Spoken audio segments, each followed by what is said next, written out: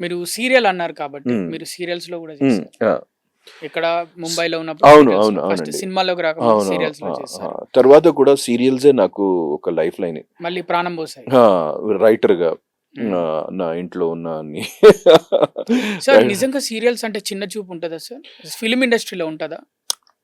Film ఇండస్ట్రీలో 100% ఉంటుంది. ఉమ్. ఇప్పుడు కొంతమంది అది అది బ్రేక్ చేశారు. ఉమ్. ఫస్ట్ ఆఫ్ ఆల్ హిందీలో ఫస్ట్ షారుఖ్ ఖాన్ బ్రేక్ చేశారు. ఉమ్. సీరియల్స్ నుంచి వచ్చేసి బాలీవుడ్ బాద్షా అయిపోయాడు. బట్ ఇప్పుడు కూడా కొంచెం ఉంది ఆ ఉమ్. చిన్న చూపు. సీరియల్ యాక్టర్స్ అంటే సీరియల్ యాక్టర్స్ అంటారు, సీరియల్ డైరెక్టర్ అంటారు. అది that is not good. Um. But serials one thing is there, that serial is the best training ground. Um. Actor అయినా సరే, డైరెక్టర్ అయినా సరే, కెమెరా ముందు బెస్ట్ ట్రైనింగ్ గ్రౌండ్. అండ్ అది కూడా టపటప్ చేయాలి కదా, ఒక ఫాస్ట్ రోజులో గా ఒక ఎపిసోడ్, ఒక్కొక్కసారి 2-3 టూ ఎపిసోడ్స్ టూ త్రీ చేస్తారు. ఎపిసోడ్స్ ఒక రోజులో. సో ఆ న్యాచురాలిటీ కానీ, ఆ స్పాంటేనిటీ కానీ, so serials are the best training ground. అప్పటికప్పుడు. అది ముఖ్యంగా యాక్టర్స్కి. Um. I really feel for actors, every actor should do. ఎందుకంటే కెమెరా ముందు ఆ అనుభవం కూడా కావాలి కదా. ఎక్కువ టేకింగ్స్ ఉండవు, అండ్ ఎక్స్ప్రెషన్స్ అప్పటికప్పుడు చేంజ్ చేస్తుండాలి. అండ్ ఆ అనుభవం ఎక్కడి నుంచి వస్తుంది? ఫిల్మ్ వాళ్ళకి ఫినిష్డ్ ప్రొడక్ట్ కావాలి. అవును. వాళ్ళు టేక్స్ 3-4 టేక్స్. మీరు ఒక సీనియర్ యాక్టర్ తో పని చేసినప్పుడు 4 టేక్స్ ఇస్తే మీరు మ్యాటర్ ఫినిష్ కదా. అవును, అదే సీరియల్స్ యాక్ట్ చేసి వస్తే సో సీరియల్స్ లో మీరు ఒక్కసారి అనుభవం అన్ని ఎక్స్పీరియన్స్ అయిన తర్వాత, సినిమాలకి దిగిన తర్వాత అది అప్పుడు వర్కౌట్ అవుతుంది కొంచెం.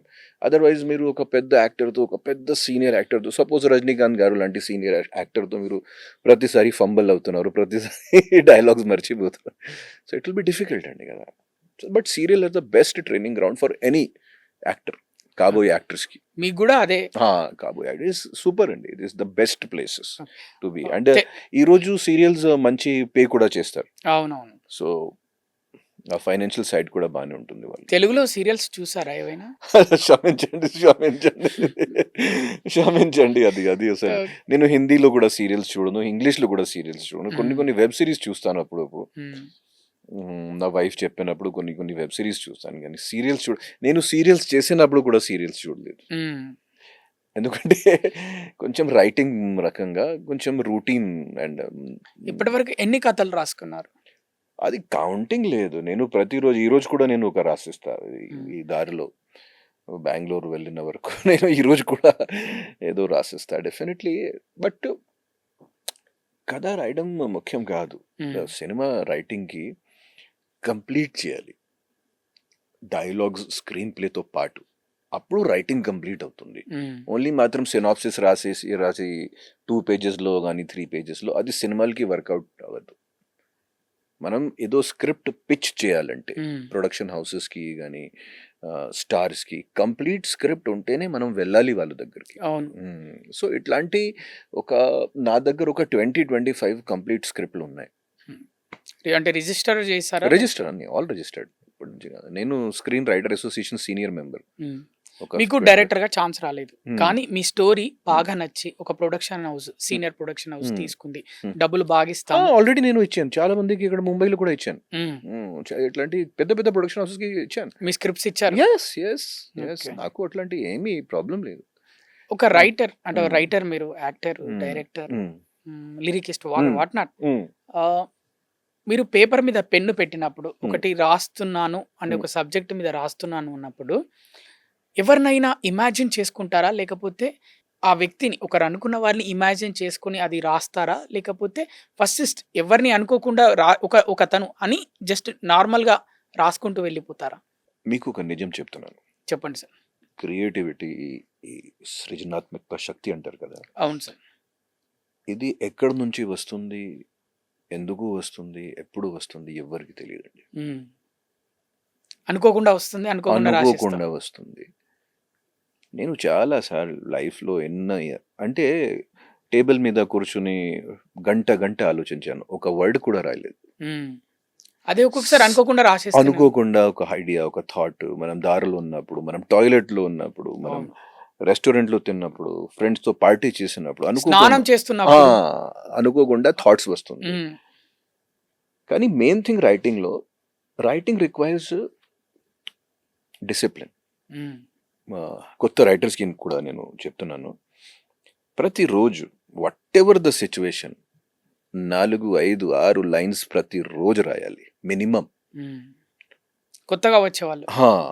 ఆ అలవాటు అయిన తర్వాతనే రైటింగ్కి డిసిప్లిన్, రైటింగ్ కూడా ఒక స్టామినా ఉంటుంది. హ్మ్. ఆ స్టామినా డెవలప్ అవుతుంది. It is like body building. అవును. మనం ఆ ఎక్సర్సైజ్ చేయకపోతే ఆ షేప్ వస్తుంది. స్టామినా కూడా రాదు. హ్మ్. ఎందుకంటే రైటింగ్ ఇస్ వెరీ డిఫికల్ట్. చాలా ఈ రోజు రైటర్స్కి చాలా ప్రాబ్లమ్స్ కూడా. అవును. చాట్ జీపీటీ వచ్చింది, ఇది వచ్చింది, ఏఐ ద్వారా అందరూ యూజ్ చేస్తున్నారు. యూజ్ ఏఐ చేస్తున్నారు. ఏఐ నాకు చాట్ జీపీటీ నాకు ఒక మంచి థ్రిల్లర్ స్క్రిప్ట్ చెప్పండి, హ్మ్. జస్ట్ ఒక టాపిక్ ఇస్తేనే వాళ్ళు dug dug dug dug dug dug dug అవును. 10 పేజెస్ దొరుకుతుంది.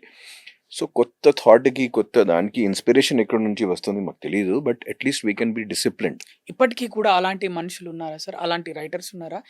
ఏఐ ఇవ్వలేనిది ఒక ఉన్నారు. మనుషులు హా. వాళ్ళు రాసే కథలు Hmm. అసలు ఏఐ కూడా ఇవ్వలేదు. అలా ఆలోచించే వాళ్ళు ఉన్నారా ఈ ఉన్నారు. రోజుల్లో? ఎందుకంటే ఏఐకి ప్రస్తుతం ఉన్న సిచ్యువేషన్ లో ఏఐకి కొన్ని లిమిటేషన్స్ ఎప్పుడు కూడా ఉన్నాయి. హ్మ్. 3 years తర్వాత ఏఐ మన అందరికీ దాటుతుంది, దాంట్లో డౌట్ లేదు.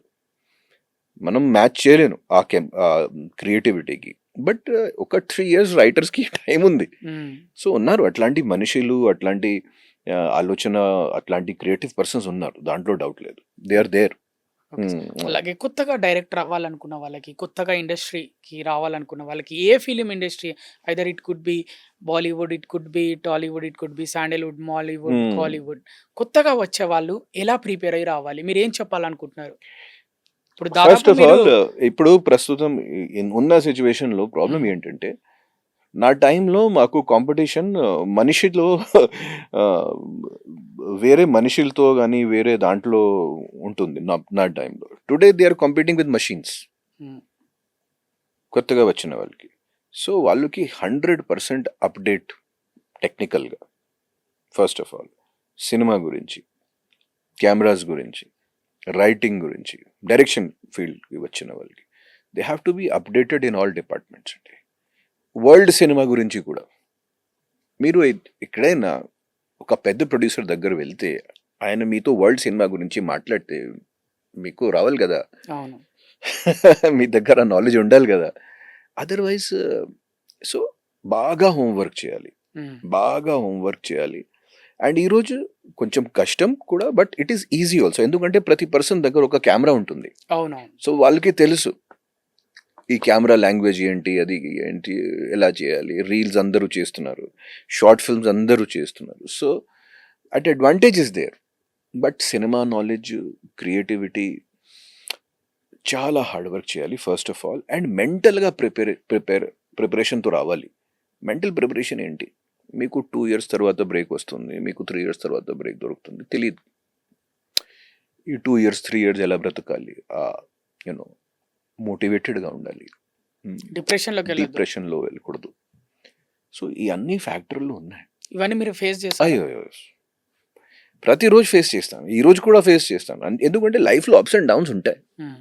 వీ కెనాట్ మనం that is there every day. But ఆ మెంటలీగా మీరు స్ట్రాంగ్ ఉన్నప్పుడు అన్నీ భరిస్తారు. బట్ మెంటల్ వీక్నెస్ ఉన్నప్పుడు చిన్న చిన్న ప్రెషర్స్కి మీరు తట్టుకోలేకపోతారు.